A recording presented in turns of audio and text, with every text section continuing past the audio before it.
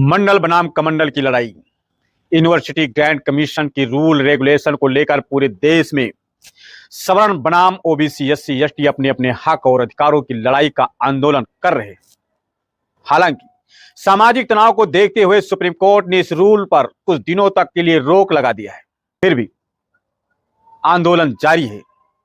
वहीं जनपद में यूजीसी समानता विनियम 2026 बहुजन संगठनों ने राष्ट्रपति के नाम सौंपा है ज्ञापन। आंदोलन की चेतावनी दी है कि उच्च शिक्षण संस्थानों में सामाजिक न्याय की मांग को लेकर प्रगतिशील विश्व मौर्य परिषद और विभिन्न बहुजन संगठनों ने यूजीसी द्वारा जारी उच्च शिक्षण संस्थानों में समानता को बढ़ावा देने संबंधी विनियम 2026 का पूर्ण समर्थन करते हुए नगर मजिस्ट्रेट के माध्यम से राष्ट्रपति को ज्ञापन सौंपा है।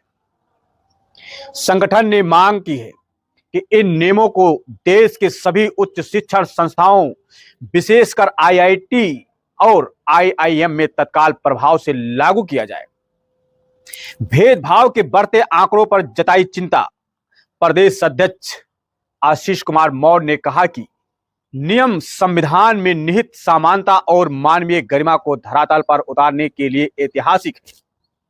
उन्होंने आंकड़ों का हवाला देते हुए बताया कि वर्ष 2012 के नियमों के प्रभावी क्रियान्वयन न होने के कारण 2019 से 24 के बीच में जाति आधारित भेदभाव के मामलों में 118% की भारी वृद्धि दर्ज की गई है।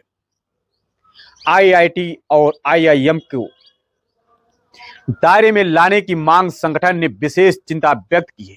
आईआईटी और आईआईएम जैसे प्रतिष्ठित संस्थान वर्तमान में यूजीसी के प्रत्यक्ष नियंत्रण से बाहर हैं, जबकि इन संस्थानों से भी भेदभाव और छात्र आत्महत्याओं की खबरें लगातार आती रही है। ज्ञापन के माध्यम से निम्न मांगों को प्रमुखता से उठाई गई है। वो है सभी कॉलेजों और विश्वविद्यालयों में समता समिति का अनिवार्य गठन होना चाहिए। भेदभाव की शिकायतों के लिए 24 घंटा राष्ट्रीय हेल्पलाइन नंबर की शुरुआत होनी चाहिए। एससी एसटी ओबीसी वर्गों के लंबित बैकलॉग पदों को तुरंत भरना। एससी एसटी ओबीसी वर्गों को लंबित बैकलॉग पदों को तुरंत भर्ती करना। केंद्रीय विश्वविद्यालय में जनसंख्या के अनुपात में नियुक्तियां सुनिश्चित करना।